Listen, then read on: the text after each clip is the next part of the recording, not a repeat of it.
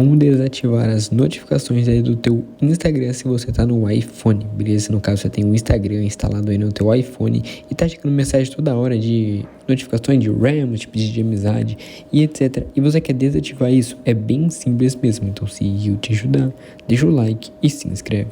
Primeira coisa, assim que você abrir teu iPhone, você vai estar procurando pela aba de ajustes, tá? Você não vai estar entrando no Instagram para você estar mexendo isso. Você vai estar vindo aqui, ó, em ajustes. Clicou aqui em ajustes, você vai estar descendo até lá embaixo e você vai estar procurando pela opção escrita Instagram, tá? Você não vai estar achando ela aqui. Primeiramente, você vai estar entrando aqui, ó, onde está escrito Apps. Clicando aqui em Apps, vai ter aqui, ó, Apps padrão, Apple Story e tudo sobre o aplicativo aqui, tá? Você vai estar descendo até lá embaixo até você achar a parte do Instagram. Vamos ver cadê ele aqui.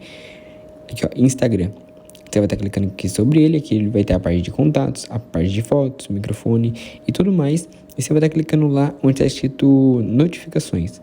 Clicando aqui em notificações, vai ter aqui, ó, permitir notificações, notificações relevantes e tudo mais. E aqui você pode estar configurando, tá? Ó, no caso, se eu quiser desativar tudo, eu clico aqui, ó, desativo todas as notificações.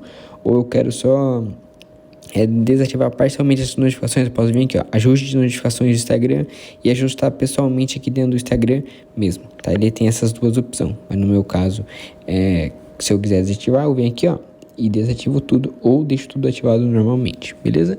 Mas é isso, simples e rápido de como você pode desativar ou ativar as notificações aí do teu Instagram. Qualquer dúvida, qualquer ideia de novo vídeo, só tá deixando aqui embaixo nos comentários.